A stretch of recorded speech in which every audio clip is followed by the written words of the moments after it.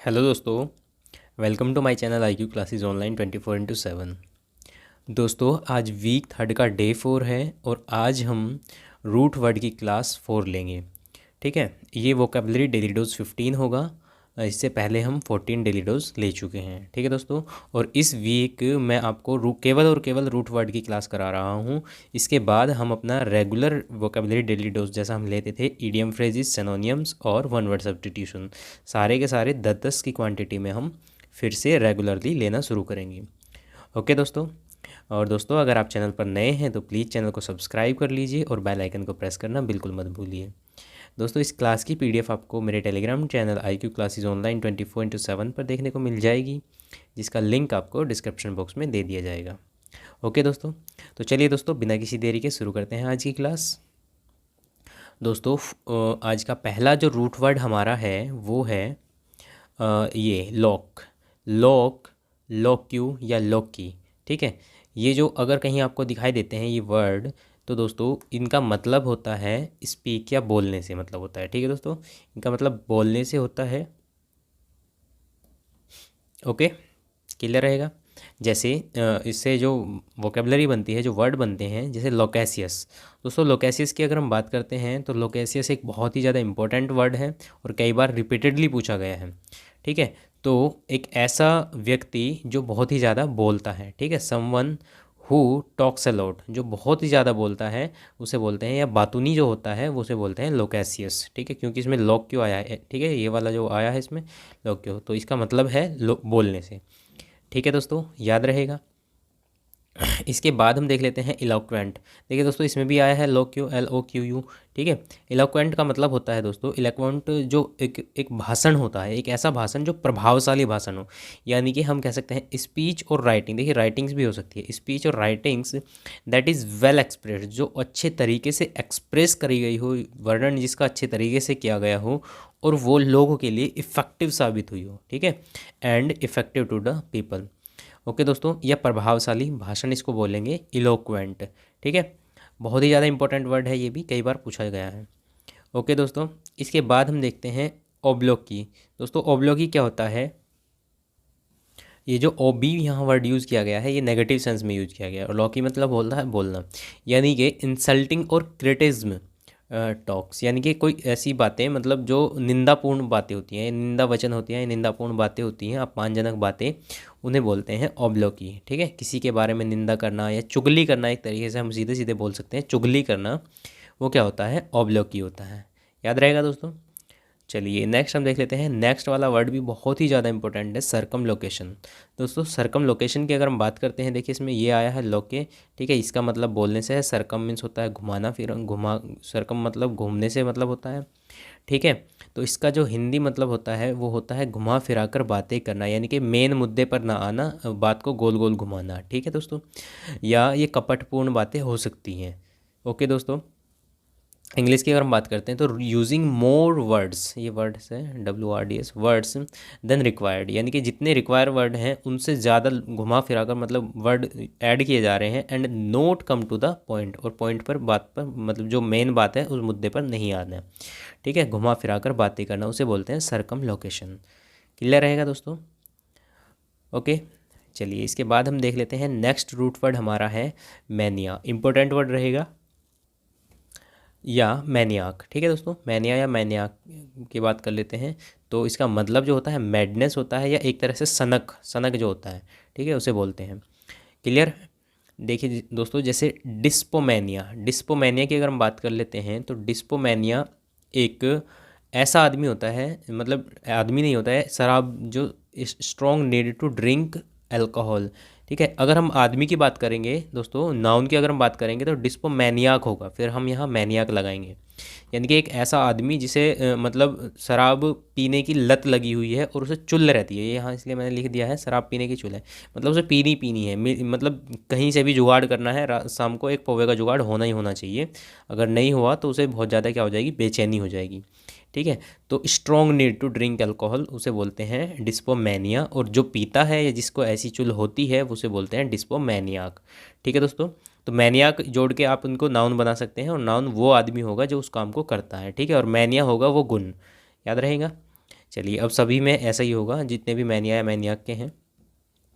जैसे क्लेप्टोमेनिया एक important word है, कई बार पूछा गया है क्लेप्टोमेनिया, और पहले ही वोकेबलरी में ये आया भी है, मैंने कराया है आपको। तो ये क्या होता है, देखिए दोस्तों, a strong impulse to steal without need, यानी कि किसी को नीड भी नहीं है कोई चीज़ चोरी, मतलब ये एक चोरी करने की बीमारी की तरह होती है, चोरी करने की बीमारी या सनक बोल सकते हैं हम इसको। मतलब उसे कोई ज़रूरत भी नहीं है चोरी करने की, लेकिन बस उसे चुल मची हुई है कि हाँ चोरी करनी है। अगर जब तक चोरी नहीं करेगा ना तो उसके हाथ पैर मतलब ठंडे नहीं होंगे इस तरह से, ठीक है। उसे करनी ही करनी है, बस एक तरह से स्ट्रॉन्ग एक विल आती है अंदर से, बस चोरी कर लो चोरी कर लो। तो इस तरह की जो सनक होती है उसे बोलते हैं क्लेप्टोमेनिया, ठीक है दोस्तों। और ये इंपॉर्टेंट वर्ड है, कई बार पूछा गया है। ओके दोस्तों, इसके बाद हम बात कर लेते हैं पायरोमेनिया। दोस्तों पायरो की अगर हम बात करते हैं तो पायरो होता है, पायरो का मतलब होता है आग से, ठीक है। तो पायरो और मैनिया मैडनेस होता है। तो दोस्तों an obsessive desire to set fire to things, यानी कि एक ऐसा आदमी जिसे चीज़ों को जलाने की सनक होती है, ठीक है, आग लगाने की, मतलब कोई भी वस्तु है उसमें दिखाई देगी उसको आग लगा दिया, ठीक है। आग लगाने की सनक जो होती है किसी चीज़ों को, किसी आदमी को, तो वो होती है पायरोमेनिया, ठीक है। और ऐसा आदमी क्या होगा, पायरोमेनियाक, ठीक है। मतलब उसके हाथ में माचिस है और उसे जो दिखाई दे रहा है उसमें आग लगाया जा रहा है, ठीक है। तो इस तरह की जो होती है उस डिज़ायर को बोलते हैं पायरोमेनिया। इसके बाद हम बात कर लेते हैं दोस्तों, ये इंपॉर्टेंट रहेगा, बिब्लियोमेनिया। बिब्लियोमेनिया क्या होता है, देखिए बिब्लियो का मतलब होता है पढ़ाई लिखाई से, ठीक है, या बुक से होता है इसका मतलब, ठीक है। और मैनिया का मतलब मैडनेस, यानी कि बुक के लिए जो मैडनेस होती है, एक्सट्रीम फॉन्डनेस ऑफ बुक, उसे बोलते हैं बिब्लियोमेनिया, ठीक है। यानी कि किताबी कीड़ा बोल सकते हैं इस आदमी को, जो जिसको मतलब बुक्स की फॉन्डनेस होती है, बुक्स का जो शौकीन होता है वो किताबी कीड़ा होता है, ठीक है। किताबी कीड़ा इसको बोल सकते हैं। बिब्लियोमेनियाक अगर हम आदमी को बोलेंगे तो बिब्लियोमेनियाक बोलेंगे। इसके बाद हम देख लेते हैं दोस्तों अर्गोमेनिया। दोस्तों अर्गोमेनिया क्या होता है, अर्गोमेनिया होता है an excessive desire to work. देखिए दोस्तों, काम करने की सनक, मतलब बस खाली नहीं बैठना है। कुछ लोग होते हैं ना, ऐसे होते हैं घर में, उनको देखे होंगे आपने, जैसे जो ऐसे होते हैं कि बस घर में खाली बैठ नहीं सकते, मम्मी लोग होती हैं या मतलब ऐसे, उन्हें कुछ ना कुछ बस काम चाहिए ही चाहिए, करते रहना, ठीक है। तो उस सनक को क्या बोलते हैं, उस तरह की जो डिज़ायर होती है उसे बोलते हैं एर्गोमेनिया, यानी कि काम करने के लिए मैडनेस जो होती है, ठीक है, एर्गोमेनिया रहेगी। क्लियर है दोस्तों, यानी कि काम करने की सनक इसको हम बोलेंगे। इसके बाद हम देखते हैं शूडोमेनिया। देखिए यहाँ पी साइलेंट होगा, शूडोमेनिया क्या होता है, ए मैनिया ऑफ लाइंग, यानी कि झूठ बोलने का जिसको सनक होती है, मतलब जहाँ ज़रूरत भी नहीं है वहाँ भी झूठ बोले जा रहा है। बस ये है कि एक बीमारी लगी हुई है झूठ बोलने की। किसी ने कुछ पूछा कहाँ गए थे, गया था मॉल में, बोल दिया कि हाँ मैं कहाँ गया था, सिनेमा में गया था। बस झूठ बोलना है, किसी भी मतलब कोई फ़ायदा हो या ना हो उस चीज़ से झूठ बोलने से, लेकिन झूठ बोलना है। तो झूठ बोलने की जो बीमारी होती है उसे बोलते हैं स्यूडोमेनिया। क्लियर है दोस्तों, याद रहेगा। इसके बाद हम देख लेते हैं एक मैनिया और बचा है, ये है थियोमेनिया। दोस्तों थियोमेनिया की हम बात करते हैं तो थियोमेनिया क्या है, when someone believe that he is God. देखिए दोस्तों, कभी कभी कुछ लोग ऐसे होते हैं, उनको लगता है कि वही सर्वोपरि हैं, ठीक है। आपने सुना होगा, ये डायलॉग सुना भी होगा आपने नवाजुद्दीन सिद्दीकी का, कि कभी कभी तो अपन को लगता है अपुनिच भगवान है। तो बस वही वाली जो चुल होती है ना, इस तरह की जो सनक होती है, उसी बोलते हैं थियोमेनिया। यानी कि वो अपने आप को क्या मानते हैं, सर्वोपरि मानते हैं, ठीक है, भगवान के तुल्य मानते हैं, यानी कि वही है सब कुछ, बाकी सब पागल हैं, बाकी सब कुछ नहीं है, ठीक है। तो इस तरह की सनक को क्या बोलते हैं, थियोमेनिया, और इस तरह के आदमी को क्या बोलेंगे, थियोमेनियाक। ओके दोस्तों, तो ये हुए मैनिया के वर्ड। इसके बाद एक इम्पोर्टेंट रूट वर्ड आता है फोबिया। दोस्तों फोबिया पहले भी हम डिस्कस कर चुके हैं। फोबिया का मतलब होता है डर या फियर, ठीक है। इसमें कौन कौन से फियर आते हैं हम एक बार देख लेते हैं। देखिए दोस्तों, गैमोफोबिया देखिए GAM, गैम ये गैमोज शब्द से बना है, और गैमोज शब्द मैं पहले भी पढ़ा चुका हूँ आपको, इसका मतलब होता है शादी से, ठीक है। और फोबिया का मतलब क्या हो गया, डर हो गया, ठीक है। तो गैमोफोबिया यानी कि फियर ऑफ मैरिज, शादी से जिसको डर लगता है उसे बोलते हैं, उसको होता है गैमोफोबिया, ठीक है। एक होता है जीनोफोबिया। दोस्तों जीनोफोबिया एक इंपॉर्टेंट वर्ड है, कई बार रिपीटेडली पूछा गया है। ये क्या होता है, जो लोग ऐसे होते हैं, देखिए दोस्तों, जो मतलब ऐसी चीज़ें होती हैं, विदेशी चीज़ें हम उन्हें बोल सकते हैं, या एलियन टाइप चीज़ें। एलियन का मतलब देखिए मैं आपको बता दूं, पहले क्लियर कर दूं, एलियन का मतलब जो होता है वो ऐसा नहीं होता कि दूसरे ग्रह का जो आदमी होता है वही एलियन होता है। एलियन का मतलब होता है जो अपना नहीं है, ठीक है, जो अपना नहीं है, जिसे हम अच्छे से नहीं जानते हैं, उसे हम एलियन बोलते हैं। यानी कि एक ऐसी, या फॉरेनर्स बोल सकते हैं, जो फॉरेनर्स तो विदेशी लोगों के लिए यूज़ करते हैं।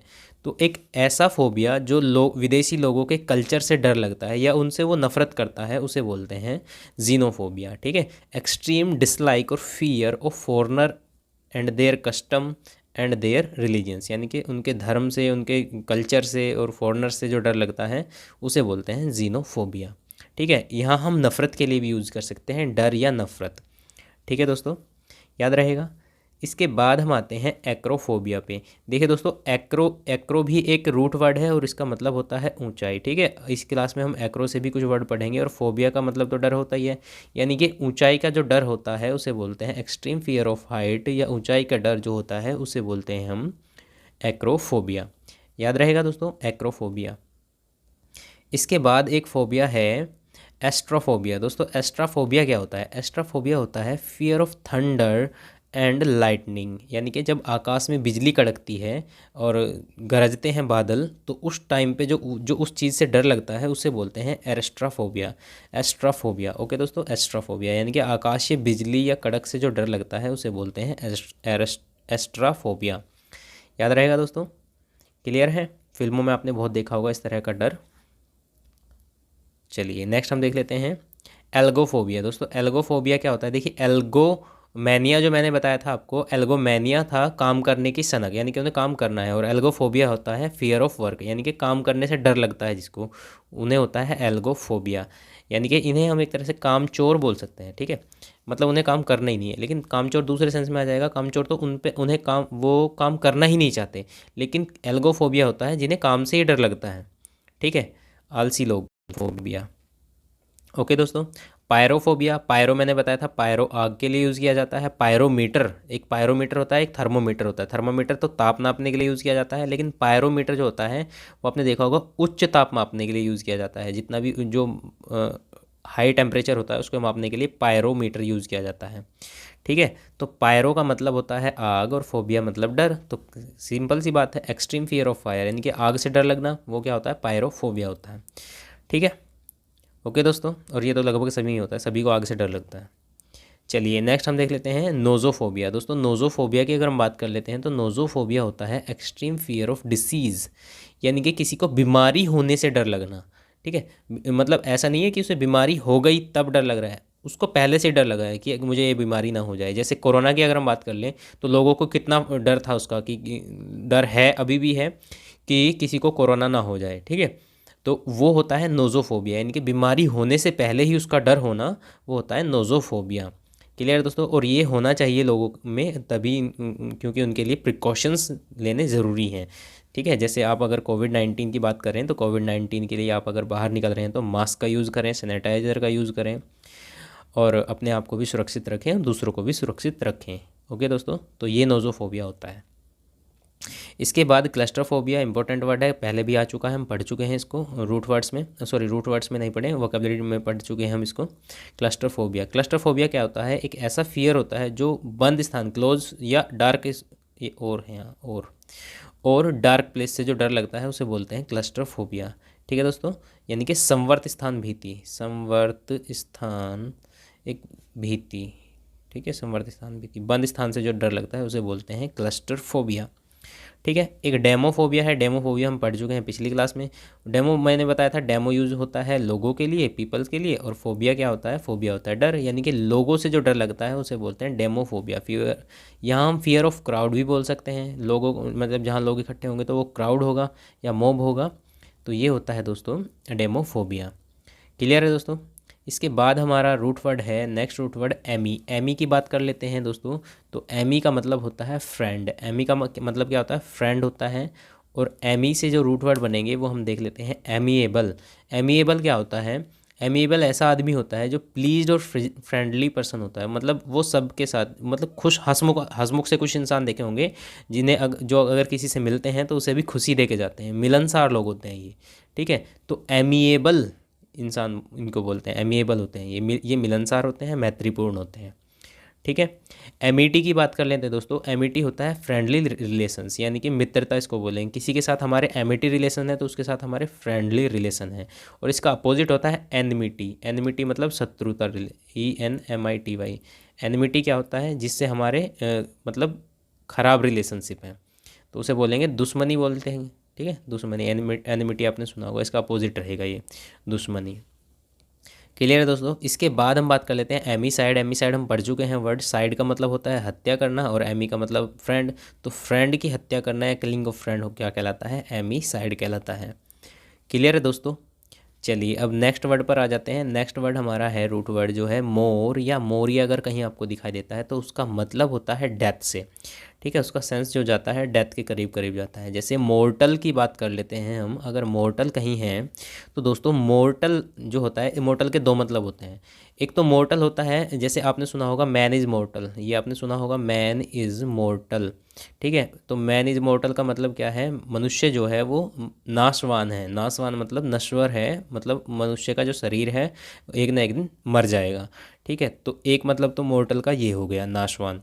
और दूसरा मतलब क्या होता है मोर्टल का, ये होता है दोस्तों कॉजिंग डेथ, या इसको फैटल भी बोल सकते हैं। फैटल या फैटल क्या होता है, फैटल भी वही होता है, घातक चीज़ें जो प्राण घातक होती हैं। ठीक है, मतलब जो डेथ का कारण होती हैं उसे मोर्टल बोलते हैं उन चीज़ों को। ठीक है दोस्तों, तो ये याद रहेगा, इसके दो सेंस होते हैं। और इमोर्टल इसका उल्टा होता है।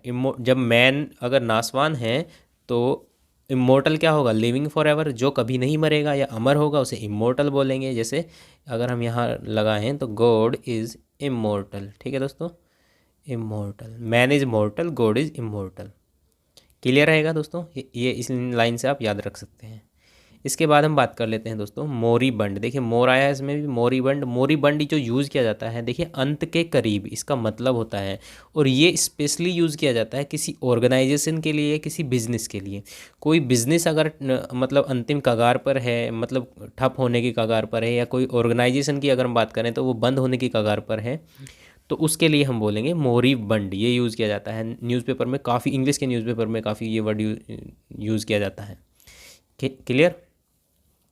चलिए इसके बाद हम देख लेते हैं दोस्तों मोरी बिड। मोरी बिड की अगर हम बात कर लेते हैं दोस्तों, मोरी बिड देखिए आपने देखा होगा, ये एक ऐसा कृत्य है जो, जैसे आपने देखा होगा, एक घिनौना कृत्य है। जैसे किसी का गला काट दिया। ठीक है, वो गला काट के सोशल मीडिया पे शेयर शेयर करते रहते हैं, गला काट दिया किसी का, ये काट दिया वो काट दिया, मतलब खून खराबा वाला है। जैसे रॉन्ग टर्न अगर आपने मूवी देखी हो तो उसमें देखिए कितना खून खराबा रहता है। तो उस तरह का जो खून खराबा या घिनौनी चीज़ें होती हैं तो वो होती है मोरी बिड। ठीक है दोस्तों, उसे बोलते हैं मोरी बिड। जो लोग उसमें इंटरेस्टेड होते हैं, to interested in unpleasant subject specially death, या यानी कि डेथ से रिलेटेड जो होती है, यानी कि घिनौनी जो मृत्यु होती है, किसी को काट के मार दिया, ये वो कर दिया। ठीक है, तो इस तरह की जो चीज़ें होती हैं वो होती हैं मोरबिड। ठीक है, मोरबिड उसको बोलते हैं। क्लियर है दोस्तों। चलिए नेक्स्ट हम देख लेते हैं मोरोज। मोरोज क्या होता है, देखिए दोस्तों मोरोज एक वर्ड है। ये मतलब डेथ से तो नहीं है, लेकिन इसी से थोड़ा सा मिलता जुलता है, ज़्यादा नहीं है।